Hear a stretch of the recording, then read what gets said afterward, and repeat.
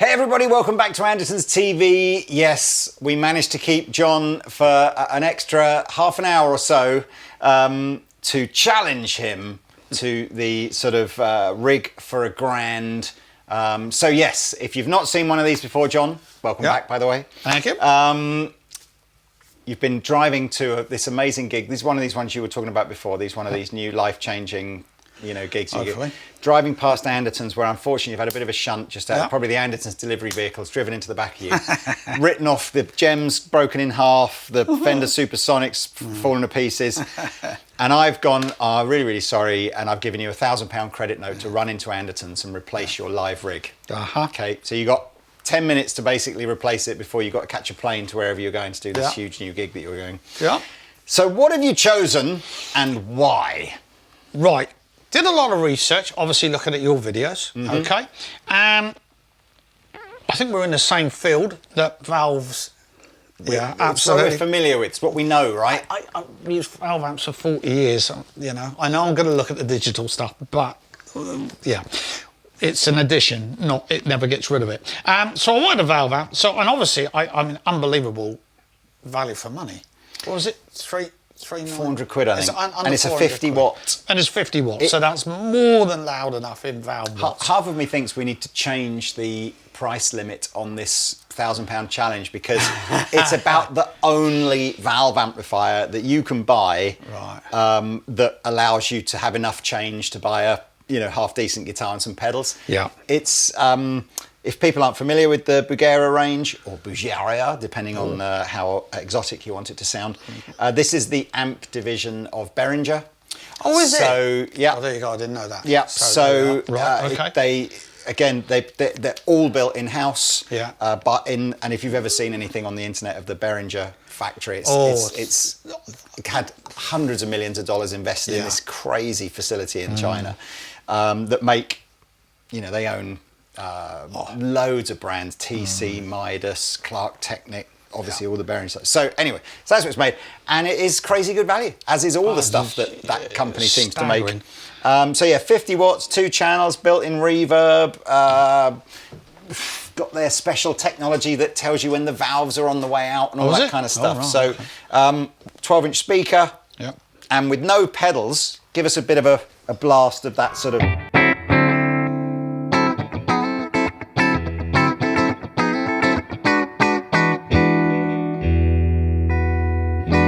Got that nice rounded, I mean that's without even me messing around with it. So what is it, lead channel? So we got volume here, gain and volume if you decide you want your dirty channel. A shared EQ, which I guess some people might, if you're buying a more expensive amplifier, maybe a dedicated EQ for each channel is nice. Master volume presence, built-in reverb. And I like the size of it as well. This size of combo has a nice natural bass end, doesn't sound too boxy. But we're not going to use the internal distortion in the amplifier here because you've got pedals to do that. So, but yes, so £400 of our budget is kind of gone on this. I can't believe that. Is it really $399 this amplifier? $399 in the sale. Oh, there you go. I think these are often $499, but now might be a good time to get it. Yeah, even so, it's still... That's less than I paid for my first valve amp in 1983. Which is nuts, right? 40 years ago. What was your first valve amplifier? Marshall. Yeah. I wish I still had it. JCM 800, I think it was. I tell you, when you're in the States, talk to guitar players out there. We're so lucky over here to have Marshall built on our doorstep because they're so much more affordable. And we all, like a lot of guitar players, you go, what was your first? Oh yeah, I had this Marshall valve amplifier. You go to America and their Marshall amps are on this pedestal of just like, even the pro guys never get like the amp that you just had as your first amp. It's just nuts, but I wish I still had it. Yeah, I bet you do. Yeah, God, it'd be worth a fortune now. Probably. So, okay, so we've got good tone and 50 watts is going to be a gigging amplifier, no problem at all. So, and just going to probably use this on its clean sound. And like you say, didn't really have to do much to the EQ to get a nice sound. So what are we plugging in? Should we do the guitar or the pedals? Let's do the pedals next. Do the pedals, right. Okay. You've picked 4 pedals. Is this a pretty typical, setup for you? I like a compressor. Now, obviously, I've only got a budget. Obviously, I use a Thorpe Fat General, which is 10 times probably what that is. But love it, absolutely love it. That will do a job.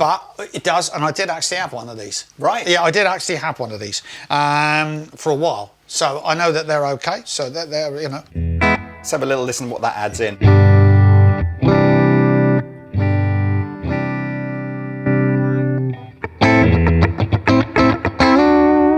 Just tightens it up, yeah, just a little bit. Okay.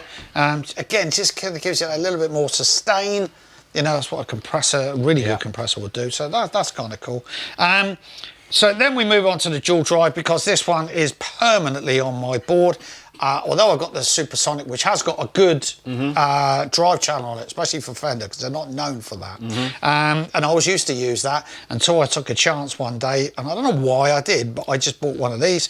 And they're just absolutely brilliant. It's the only distortion pedal I've ever used. I've always used the distortion on the amps. Right. Always. Okay. Always.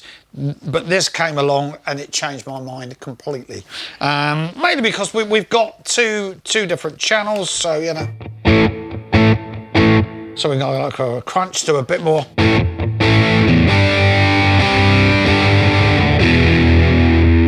And then obviously with the levels, you can then set up, you know, let you like a crunch, and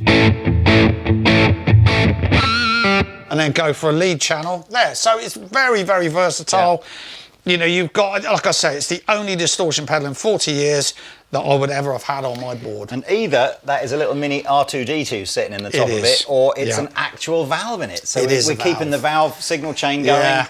Yes, absolutely. Nothing wrong with that. Now that was a bit of a luxury purchase for you, because that's a couple of £100, I think. It is, yeah. So that's eaten a chunk of the budget.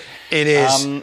But yes, given that you've spent so little on the other three pedals, I guess you could afford that. And I guess having a good, you know, if you like overdrive, having a good overdrive sound. It's got to be. It's got to inspire you. It has to inspire you. You know, I mean, it's great when you're at gig levels, because obviously things are going to, especially with a valve, again, you know, you can turn up solid state as much as you like, but you're not going to get that. Yeah. You know, that compression from the valves, you know. And you said as well, since you've been using Blackstar as well, they've been quite supportive of some of the teaching. Absolutely, Blackstar have been brilliant. They literally, we've just had an awards evening at the Bourne Academy, one of the schools I work at, and they sent down some fly amps and a 50 watt debut amp for us to give out as prizes for the kids as well. And one of the things when I approach companies to start with was that, look, obviously I'm approaching it for myself, but I need you to look after the schools. So they've been really, really, really good. And so have the Dario. And they've been adamant there. It's just been absolutely fantastic. And again, he sent stuff down for the kids. Yeah, and that's important to me. Yeah. You know, and they agree with that. They say, because they're our customers of the future. Yeah. So, you know, so both companies have been absolutely fantastic. Well, thank you to Blackstar and Dario as an aside. Okay, so that is the Depth 10 dual drive. Yep. Now, you've gone with a Tube Screamer from Ibanez after that, but you've put it after the Depth drive. Is that... I know the Tube Screamer can be a standalone kind of overdrive pedal, but a lot of people use it as a sort of a boost into an overdrive. I think I'm not actually using it as that, because the level, I think... But hopefully, there we go. The gain is right off, and the level is right up. So you're using it as like a traditional boost? Yeah, it's a boost. Okay. Yeah, it's just to push it a little bit harder. I don't really want any more drive. Yeah. I just want to get more out of what I've actually got.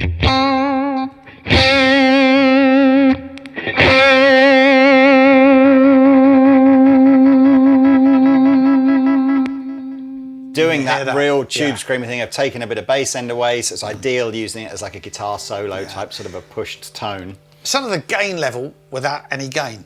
Yes, that's the way I look at it. Yeah. I've got the Department 10 boost pedal, which I use. Right. Which is good for that. But I've also got a couple of others. I've got a treble booster, I think I said before, by Phil Hilborn, which is really good for doing that as well. Yeah, that's really good for doing that as well. Okay, and then of course, what guitar player wouldn't want a little bit of delay at the end? It's like no board is really complete with that. But you've chosen an analog delay from Nux. Are you a sort of fan of that slightly more old school? Yeah, I mean, obviously I'm restricted on budget a little bit as well. People seem to think that they're quite well thought of as well.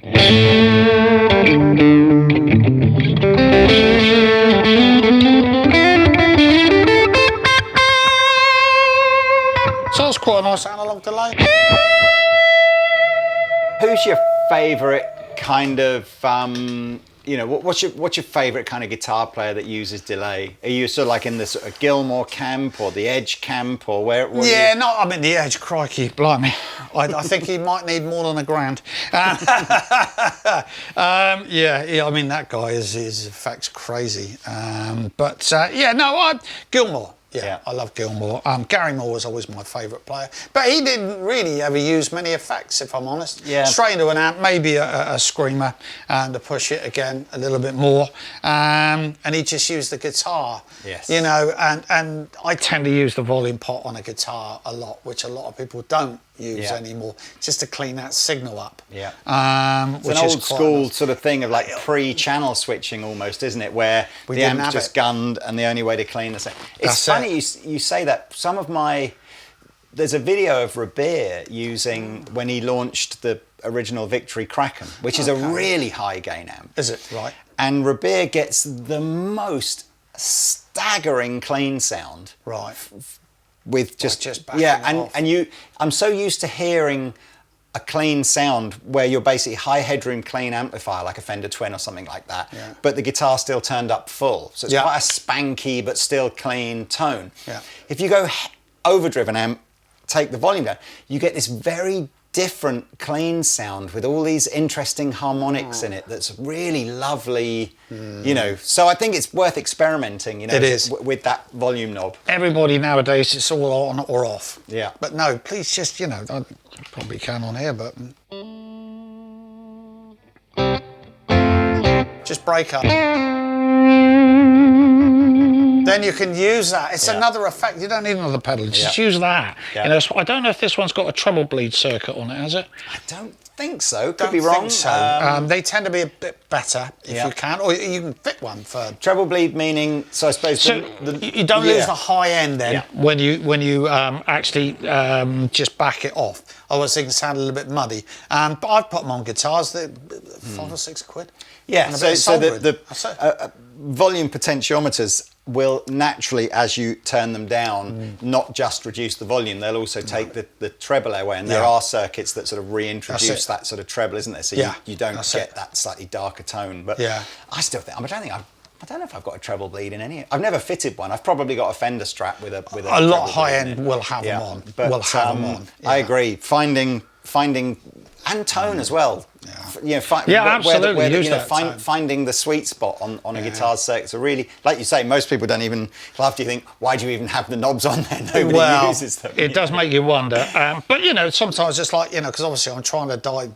A lot of the solos that I do are diverse, so that tone control is really, especially for Brian May, just rolling it back off a little bit just gives you that more sound. I know some of the biggest viewed videos you've got online are Brian May solos, and I'm just trying to think now. You don't have a Brian May guitar, do you? No. So I don't. Which guitar mainly do you use for those? I think I use because he used.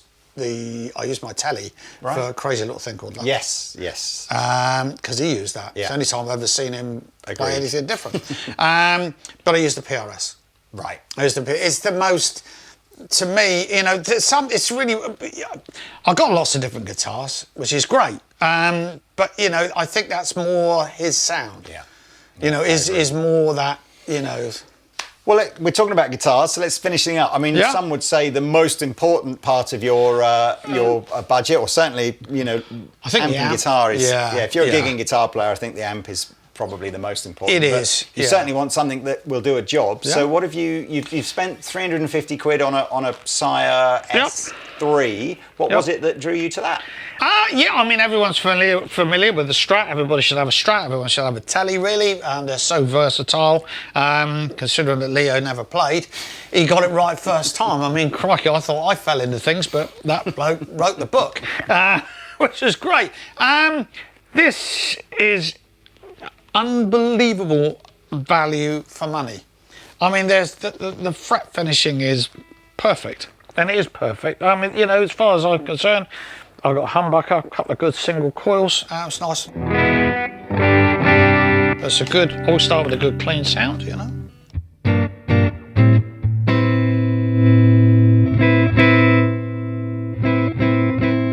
But it's just everything you want a Strat to be. Nice and versatile. Get you over on most set lists, that's for sure. You know? I've got, we had a Sire S7, which is the same vibe as that, but about 500 quid, so it's like the next level What's up. the differences?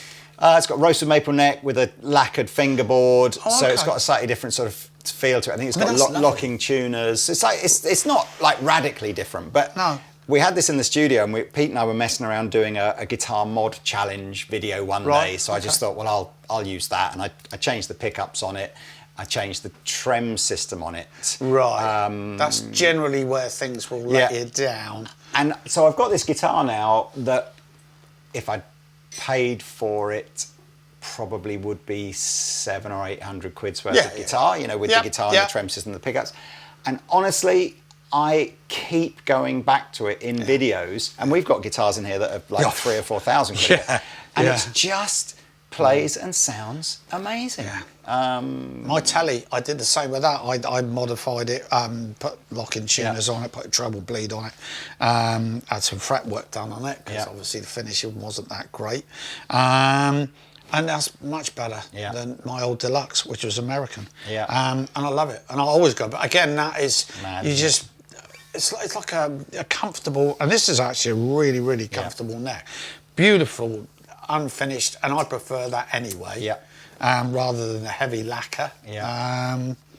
But yeah, it's fantastic piece of kit. Really. I think we may have gone a smidgen over the £1,000, but not by much. And this is an absolutely perfectly appropriate rig to go and play live with. 100%. Absolutely. There's not really any style of music that you're not going to be able to get a tone out for this sort of thing. So do you want to just, you know, play us out with something? You know, give us a little bit of a whirl of something with your tones, and we'll say goodbye and see you in another video soon.